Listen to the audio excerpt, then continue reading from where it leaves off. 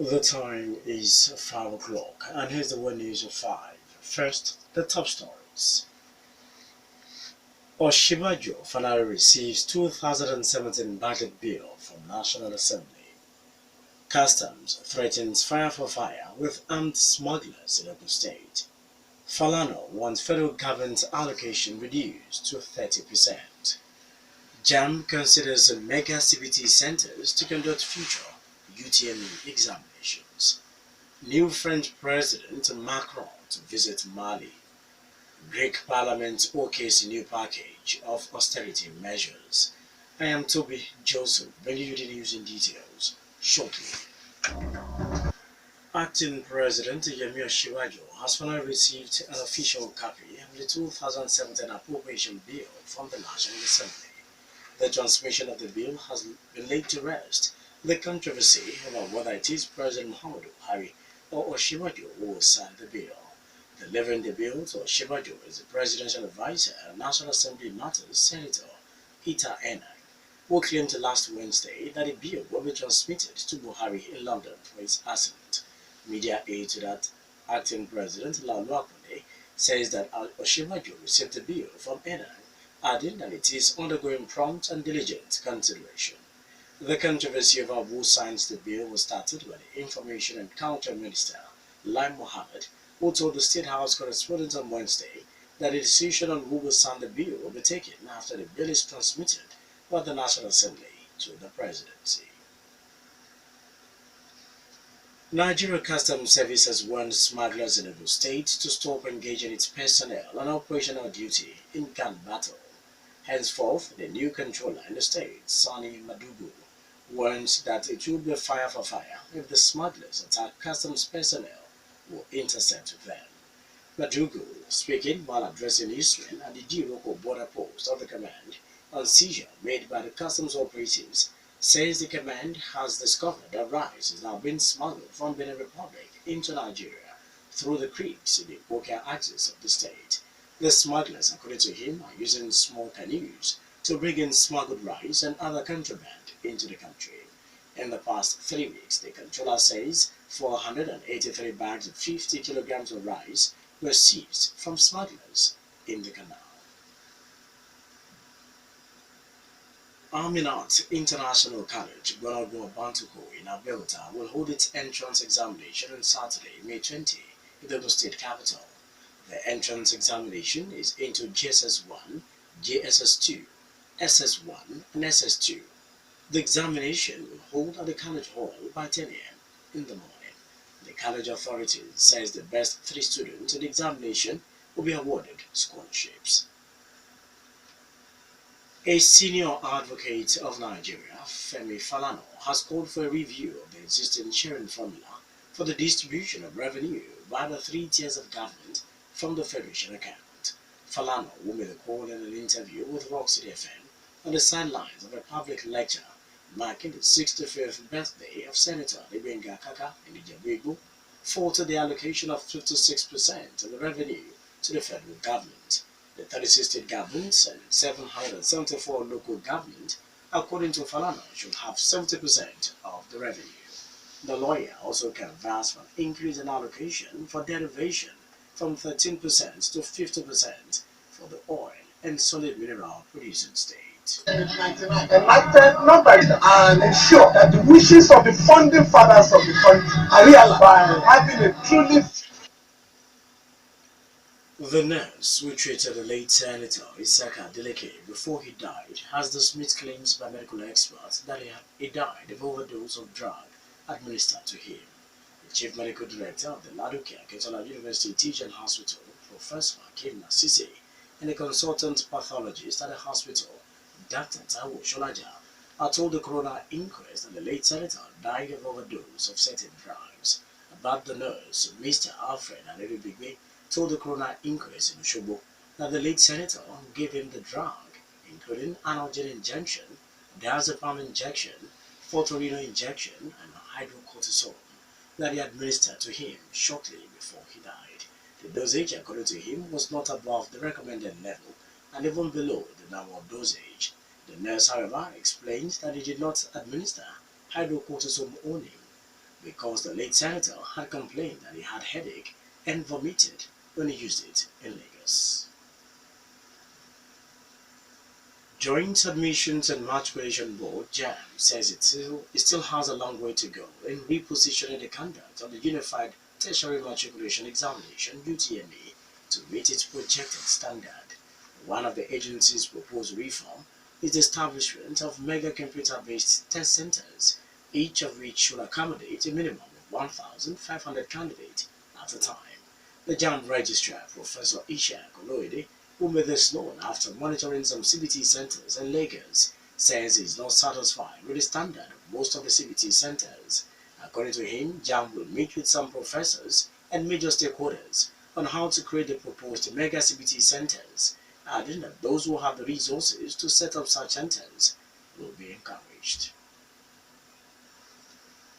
Cassava and rice farmers engaging in production, processing, and marketing of these communities in Ogun State have met to brainstorm on how to tackle challenges facing their operations. The meeting organized by the Federal Ministry of Agriculture, the International Fund for Agricultural Development (IFAD), and Ogun State government was attended by rice and cassava farmers, agro dealers, tractor service providers, and off-takers. The meeting, held under the auspices of Commodity Alliance Forum, targeted 5 areas including E4, Obafemi-Owode, Ijebu Northeast, Ijebu East, and Yewa North local government areas.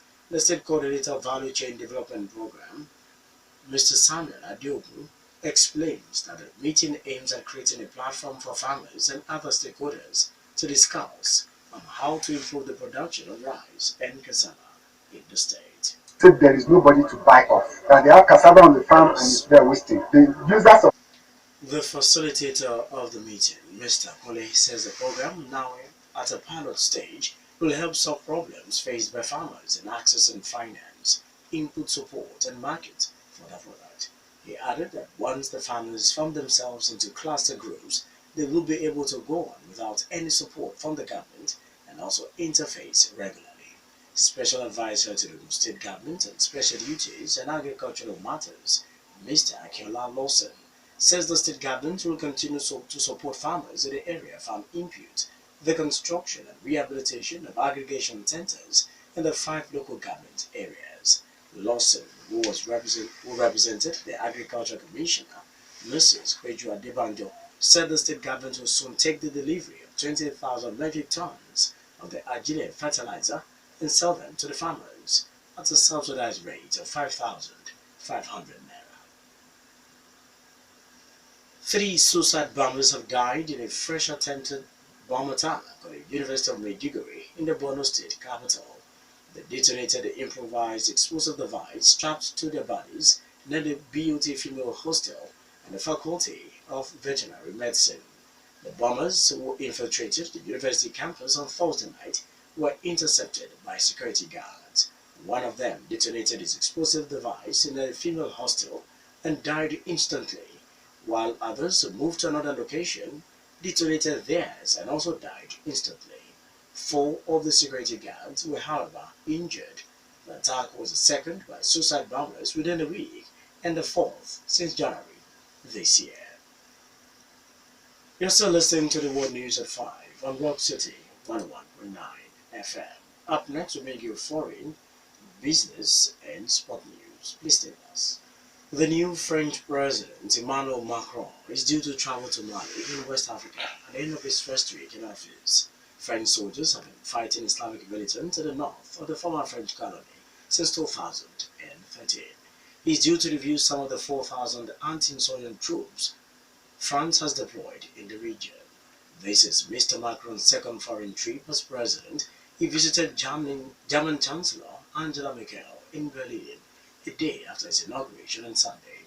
As president, he is expected to continue his predecessor's policy regarding military presence in West Africa.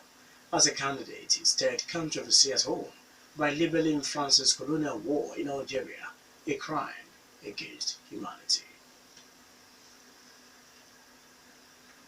Greece's parliament has approved a new package of austerity measures needed to release the next installment of its multi-billion-dollar bailout.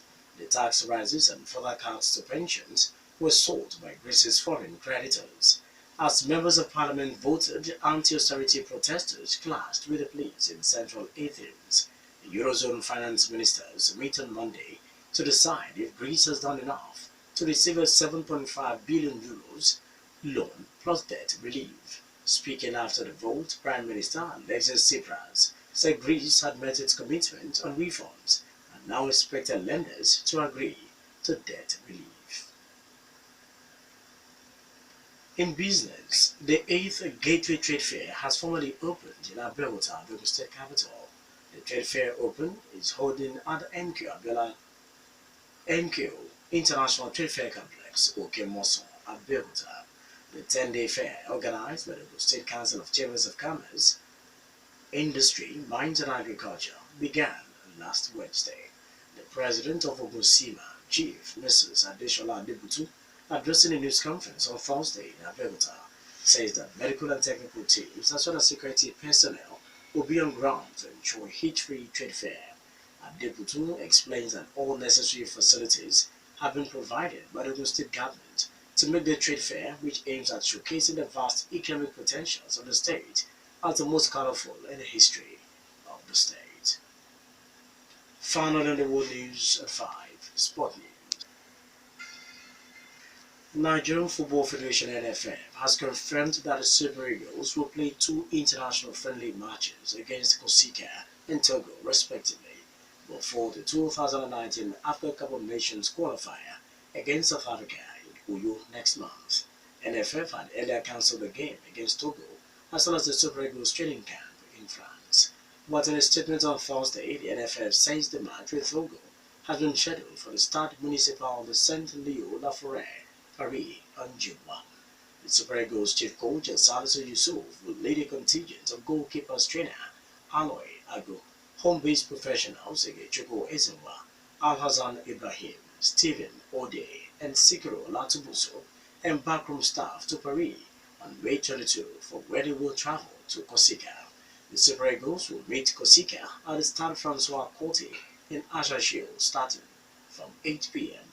on May 26. That was the world news at 5. And just before we go, major stories once again. Team President Yemi Osinbajo finally receives 2017 budget bill from the National Assembly. Customs threatens fire for fire with armed smugglers in Ogun State. Femi Falana wants federal government's allocation reduced to 30%. JAMB considers mega CBT centers to conduct future UTME examinations. New French President Macron to visit Mali. We also told you on the World News at 5 that the Greek Parliament has okayed a new package of austerity measures. For more stories or to listen to us live, please log on to our website www.rockcityfmradio.com/live. Thank you so much for listening. I am Tobi Joseph. Good evening.